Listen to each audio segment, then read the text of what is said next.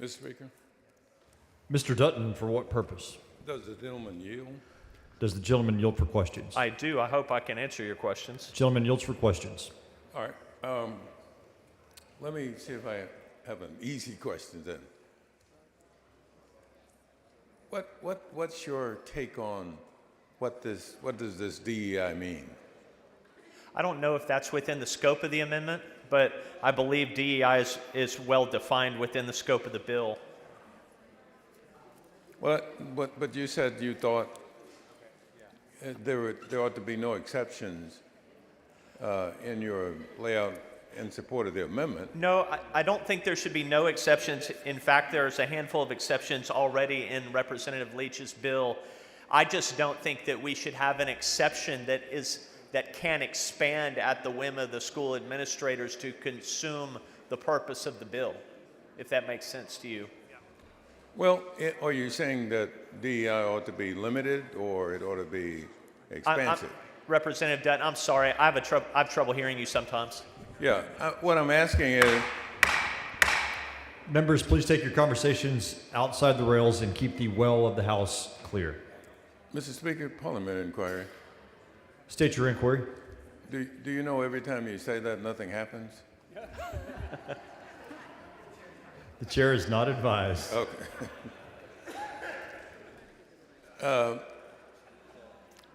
What I'm trying to figure out is there ever a situation where something should be race targeted, race based, in your opinion?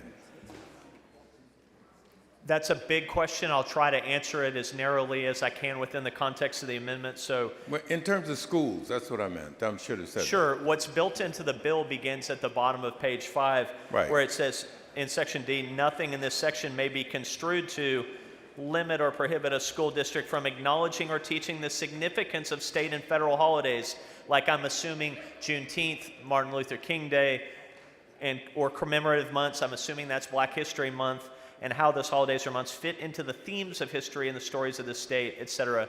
So I believe there are reasons to educate students on this topic. I think the purpose of the bill is to exclude race as a basis for hiring or explaining why some people might be entitled to things that other people aren't. So, Do you think that having an increasing number of black male teachers is important? I don't express an opinion on that, and I don't believe that's within the scope of the bill or Well, the no, amendment that I'm testifying on. I'm trying to ask you in terms of the scope of your thinking. Just what I think in general. Yes. I think it would be great to have more black male teachers. I think it'd be great to have more teachers of every race, because I think there is a shortage of people who are qualified and willing to serve our state in that capacity. Well, do you think the shortage is more magnified in terms of black males? I lack the information to answer your question. So you don't know?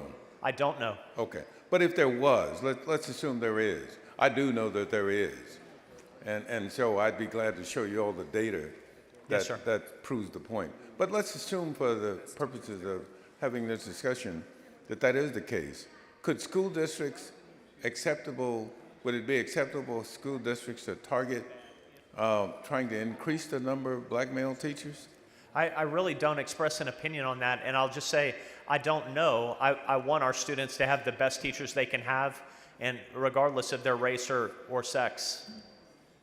Well, yeah, but that ignores the reality of how students learn and what the data that indicates students learn differently, and that certain teachers make a difference in that learning.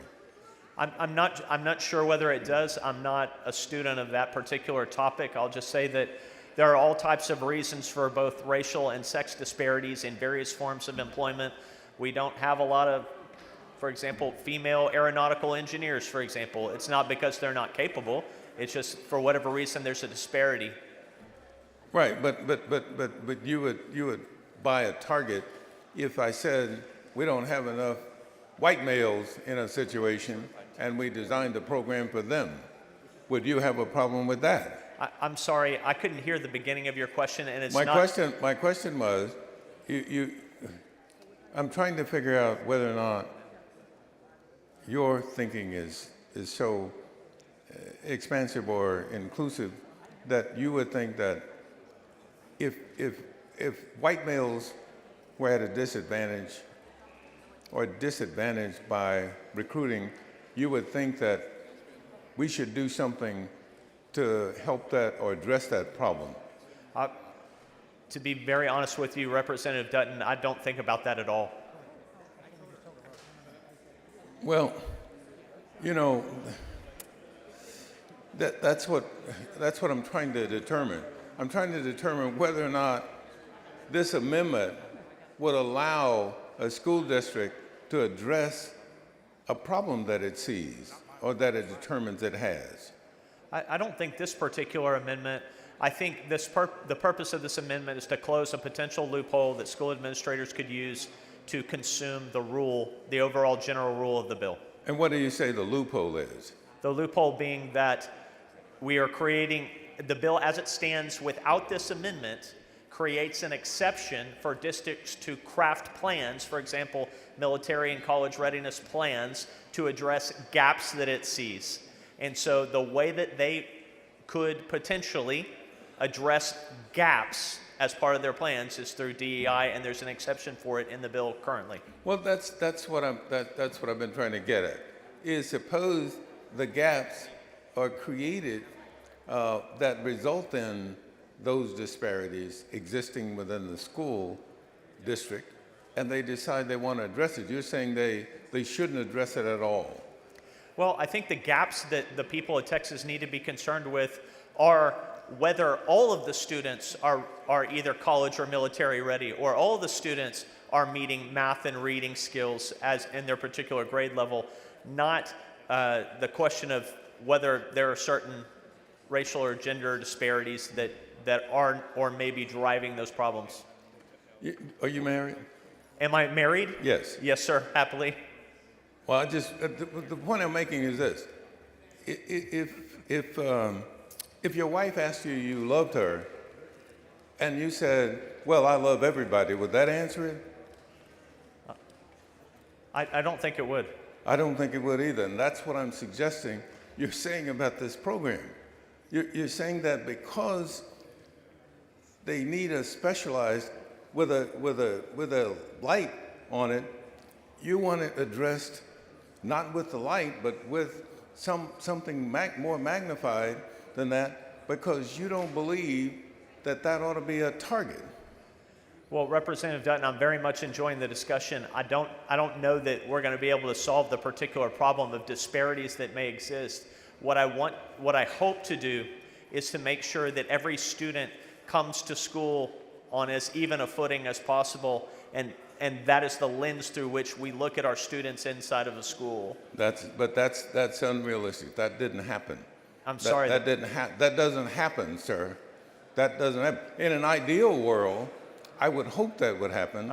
But when we, having been on Public Education Committee for almost 38 years, I will tell you that we have had all kinds of people that come to us and tell us, for example, I think one of the child psychologists. The gentleman's time has expired. Thank you, anyway. Thank you, Representative Dutton.